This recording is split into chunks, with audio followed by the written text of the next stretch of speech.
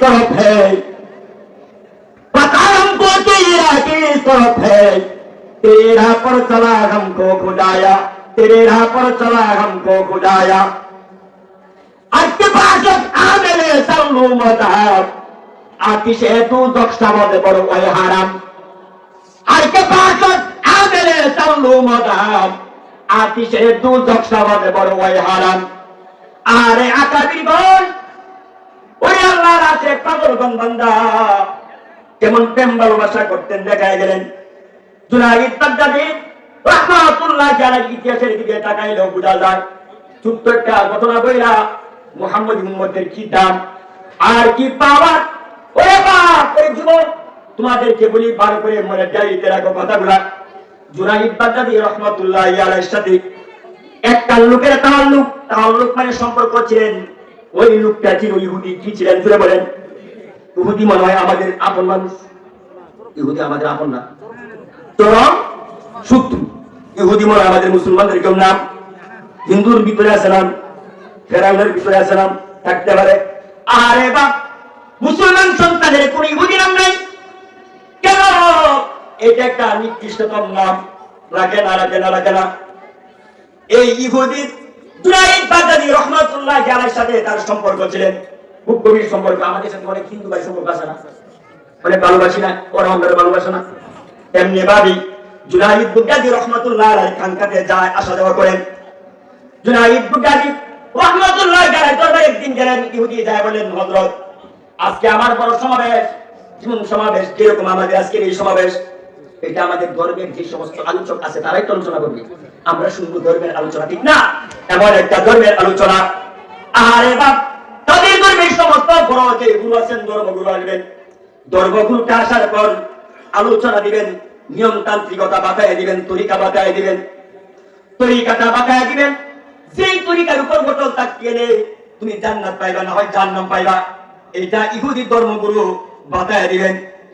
নয়া সুন্নি নয়া উনকা তরিকা, নয়া সুন্নি নয়া উনকা তরিকা, আসল মে শয়তানু কা খলিফা, আসল মে শয়তানু কা খলিফা।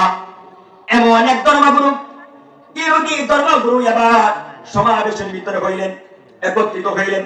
জুনাইদ বাগদাদী রাহমাতুল্লাহ আলাইহি বললেন, আমি তোমার সঙ্গে তোমাদের সমাবেশে যাব, ভালো করে কথাটা রাখবেন। বলল, না, হযরত আপনি কি নেওয়া যাবে না? ওই কেন আমাকে নেওয়া যাবে না? ওই যদি আমাদের ইহুদি সম্প্রদায়ের লোক আপনাকে দেখে যে আপনি মুহাম্মদের লোক, কথা ভালো করে খেয়াল করবেন, আপনি মুহাম্মদের লোক, তাহলে আপনাকে হত্যা করবেন। ওই কেন তোমার যে লেবাস, তোমার যে বাপ, আমি সে বাপ দইরা দাম। কই মানতেছে না, যাইবই। জুনাইদ সাহেব যাইবই। ঠিক আছে, যান। গেলেন। যাওয়ার পরে এই প্যান্ডেলের একবারে কিনারে, মসজিদের কিনারে, ওই যে দেখেন যুবক ভাইরা যেমন দাঁড়ায় রয়েছে, এমনি দাঁড়ায় রয়েছে। কে? হযরত জুনাইদ বাগদাদী রাহমাতুল্লাহ আলাইহি। এমনি দাঁড়ায় রইলেন। এবার ধর্মের আলোচনা, তার জবান বন্ধ, কোনো কথা আসে না। কথা কানা কি আসে না? আল্লাহু আকবার আসতে না জুড়ে। ওরে বাপ, আল্লাহু আকবার আসতে না জুড়ে। লক্ষ 10,000 মানুষ বা 10 লক্ষ মানুষের মতো একটা সমাগম। এই সমাগমের ভিতরে ইহুদির ধর্মগুরুর আওয়াজ বন্ধ হয়ে গেছে, শুধু একজন মুসলিম থাকার কারণে। সুবহানাল্লাহ, আসতে না জুড়ে।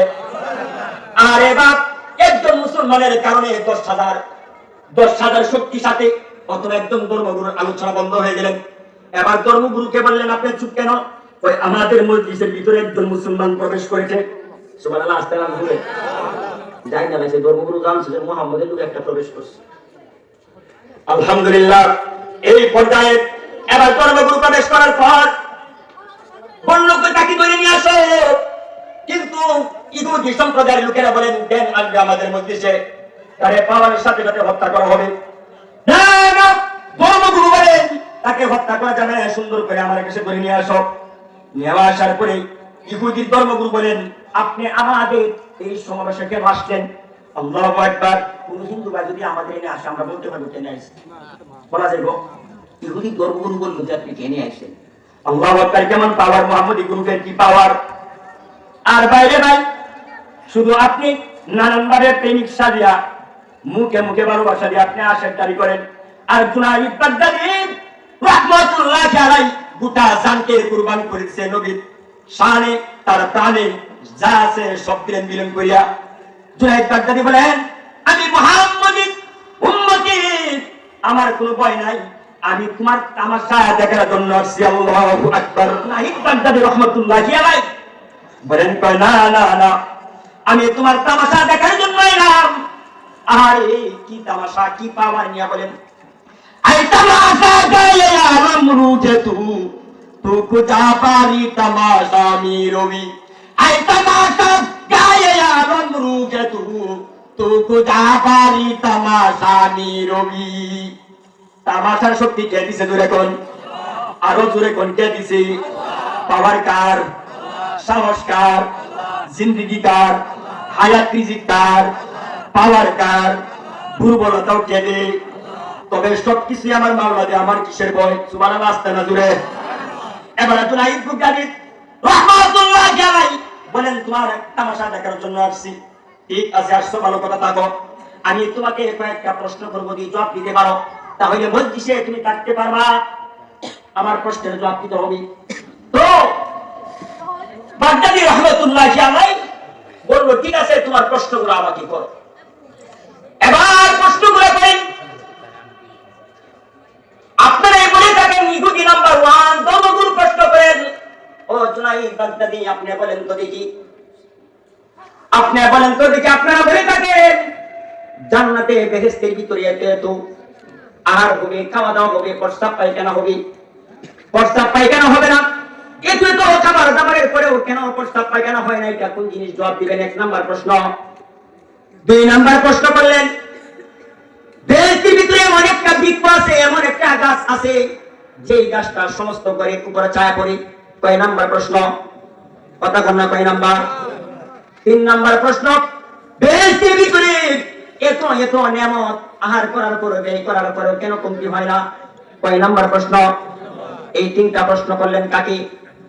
জুনাইদ বাগদাদি রাহমাতুল্লাহি আলাইহি প্রশ্ন করলেন। এবার হযরত জি আস্তে আস্তে, ঠিক আছে আলহামদুলিল্লাহ, প্রশ্ন শেষ নি?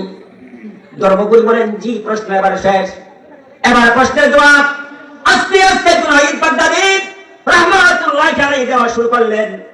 নাও নাও, তোমার প্রশ্নের জবাবগুলো তুমি শুনে নাও। নাম্বার 1 প্রশ্ন কি ছিলেন? বেহেশতের ভিতরে এত খাবার দাবার হয়, এত আর হয়, তারপরেও প্রস্রাব পায়খানা হয় না। আল্লামা জুনাইদ বাগদাদি রাহমাতুল্লাহি আলাইহি জবাব দেন, ওই মার করবে সন্তানে এত এত খাবার খায়, তার তো প্রস্রাব পায়খানার প্রয়োজন হয় না। সুবহানাল্লাহ। জবাব পাইছেন? 2 নাম্বার, আগে তো সরাহাতান বলে বলে শেষ করতেছি, আর কি হুজুর আছে তো প্রশ্ন দিতেছে। 2 নাম্বার প্রশ্ন করেছিলেন এমন একটা বৃক্ষ, যে বৃক্ষটা জান্নাতের ভিতরে, বেহেশতের বৃক্ষটা সমস্ত ঘরের উপর ছায়া পড়ে। এই বৃক্ষটা কি? এবার হযরত জি জবাব দেন, বৃক্ষটা হলো সূর্যের আলো, যে আলোটা প্রত্যেকটা ঘরের উপর পড়ে। সুবহানাল্লাহ। 3 নাম্বার প্রশ্নের জবাব দেন, আরে বেহেশতের ভিতরে এত এত নিয়ামত আহার করার পর কেন কমতি হয় না? এটা আবার কি? জবাব দেন, ওইটার উত্তর হইল আল কোরআনুল কারীম। সুবহানাল্লাহ। ওই কোরআন কেউ তালাওয়াত করে, এই কোরআন দিয়ে কেউ ফু দেয়, পানিতে উতার বানায়, আহারে এই উতার দ্বারাই অনেকেই উপকৃত লাভ করেন। এই কোরআনুল কারীমের খতম পড়ানো হয়, অগণিত তেলাওয়াত করা হয়, অগণিত উপকার করা হয়, তারপরেও তার কোনো কমতি হয় না। সুবহানাল্লাহ। এবার হযরত জি জবাব দেন 3টা জবাব দেওয়ার পর, আহারে জুনাইদ বাগদাদি রাহমাতুল্লাহি আলাইহি বলেন, আপনার 3টা প্রশ্নের জবাব আমি দিলাম, আমি আপনাকে একটা প্রশ্ন করতে চাই, আপনি জবাব দেওয়ার জন্য কি প্রস্তুত? হ্যাঁ হ্যাঁ করতে পারেন, বলেন। জুনাইদ বাগদাদি রাহমাতুল্লাহি আলাইহি একটা প্রশ্ন করলেন, বললেন, আপনি বলেন তো দেখি জান্নাতের দরওয়াজার উপর কি লেখা আছে, শুধু আপনি এটা বলবেন। সুবহানাল্লাহ। এবার নাম্বার 1 প্রশ্ন দাও করার পর চুপ করে বসে আছেন ইহুদির ধর্মগুরু, জবাব দেন না, চুপ করে বসে আছেন। এবার তার সম্প্রদায়ের লোক বলেন, আপনি চুপ কেন? উনি তো এক এক করে 3টা প্রশ্নের জবাব দিলেন, আর আপনি একটা প্রশ্ন নিয়ে হাবাহাবি করতেছেন, কারণটা কি? আমি হাবাহাবি করতেছি তার কারণ, আমি যে উত্তরটা দিব এটা কি আমার সাথে আপনারা কি মাইনা নেবেননি? আল্লাহ বলতে আসতে বলে দেখেন, ওই দেখিয়া মুহাম্মদের যে পাওয়ার আর লাইন কেমনে শুরু হয়ে গেছে। আরে এবার এই কথাটা নিয়ে যখন তারা যখন কথা বললেন, এবার বললো ঠিক আছে আপনার কথাটা মাইনা নিব। মাইনা নেওয়ার পর সুন্দর করিয়া জবাব দিতেছেন, আপনারা তো সহমত আছেন, মাইনা নিবেন? হ্যাঁ মাইনা নিব। এবার সুন্দর করে ইহুদের ধর্মগুরু বলেন, ওই জান্নাতের দরওয়াজার উপর লেখা আছেন লা ইলাহা ইল্লাল্লাহু মুহাম্মাদুর রাসূলুল্লাহ। সুবহানাল্লাহ। বাপরে বাপ, এই কথাটা জব্দার পর সকল মানুষ এবার এই বাক্যটা সমস্ত ইহুদি সম্প্রদায়ের লোক এক বাক্যে পড়িয়া ইসলাম ধর্ম গ্রহণ করলেন। জুনাইদ বাগদাদী রাহমাতুল্লাহি আলাইহি। সুবহানাল্লাহ। এটা যদি বিস্তারিত আরো সাজাইয়া বলি অনেক সময় লাগবে, কিন্তু হুজুরের সামনে আমার কথা বলাটা অন্যরকম। যাক, আমি একবারে সাদাসিধাভাবে সাইয়া দিলাম। আর যদি কোনো সময় সুযোগ হয় ইনশাআল্লাহ, আল্লাহ তাআলা কোনো জায়গায় সুযোগ দিলে বলবো ইনশাআল্লাহ। খাস করে সকলের কাছে দোয়া চাই, কথাগুলো ভালো লাগলে ইনশাআল্লাহ আমল করবেন। খাস করে আমি হুজুরদের জন্য দোয়া চাই, আমিও দোয়া করি হুজুর যে আমার শেষ করার সুযোগটা দিচ্ছে। আলহামদুলিল্লাহ। আসসালামু আলাইকুম।